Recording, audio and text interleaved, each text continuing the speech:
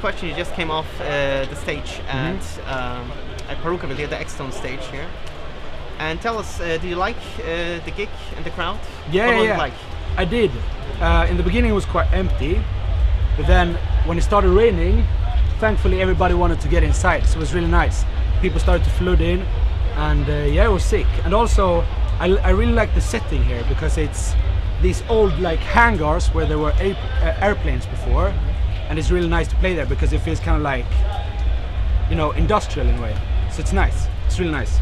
And do you also like the concept of the festival? That is basically a city with having, for example, a church and a jail, and so where you can get tattooed or. Yeah, it's cool.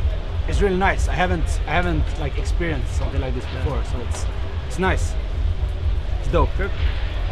Great to know. So you are a fairly young and fresh new face, basically, in the dance industry. So you just released your first tracks a couple of years ago. And how did you get basically into the scene and into dance music in general? When did this interest emerge for you?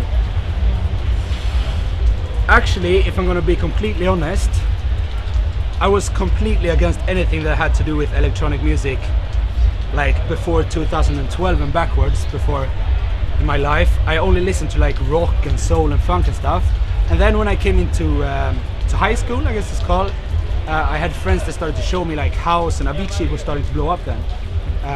So yeah, I just got hooked. It was really cool and it was really different from what I've been listening to before. So it was nice. It was something fresh, and yeah, that was how I started.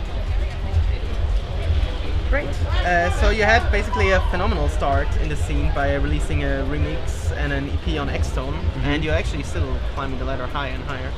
And you got a support from the biggest names like Greul and Gossip, obviously, Steve Angelo, David Guetta, and you managed to achieve this in all basically in a year's time. So how does it make you feel like that it went so fast? Very grateful, and also, I don't know, it's very surreal when a lot of the names that you've been looking up to start to like recognize you. It's very strange, and it's also very humbling because it kind of like, I don't know, it's just, you feel accepted in a weird way. It feels weird to say that, but you become one of them, and that's a very special feeling. So it's really cool. So also thankful for the support basically, because that helped you to... Of course. I couldn't have done anything like this stuff. I couldn't have done anything like this if it wasn't for the bigger names that helped me. So basically that was very funny because so I was thinking of questions for you, and I wrote down here that there's a hot remix that can be found around the web that's not released yet. For example, your remix of With You by Dirty South. Now actually it turns out you released it on your SoundCloud. Yes. And so actually I wanted to ask you about the release, but it's actually now over. So let's just ask you about how it came about with this remix, your idea, because it's a very kind of, it's not really 4 to the floor, it's more like electronica sounds. Yeah. So do you do often stuff like that? Do you enjoy like working with not like the typical 4 to the floor beat? I love that stuff. It's so, I've always been very different in what I do. I do like super dancey and house tracks as well, and then I just create whatever comes to my mind basically. So that track was just one of those projects that I just made for fun, and then I put Dirty South's a cappella on top of it, and then it turned out really nice. So then I decided to just make something of it. So it's just me having fun in Logic, and then it turns out into cool projects. So basically start off with an idea, and you just see where the project takes you. Exactly, it's a journey for me. When you start out with it can just be a sound. For me it was the like background, the rain stuff. I just like watched some YouTube video, and then I thought, hey, that would be nice to incorporate in a song in some way.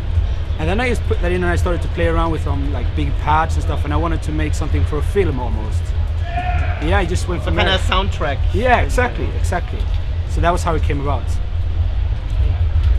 So do you have any musical idol or dream collaborator you'd like to collaborate with in the future? It could be both inside and outside the EDM world.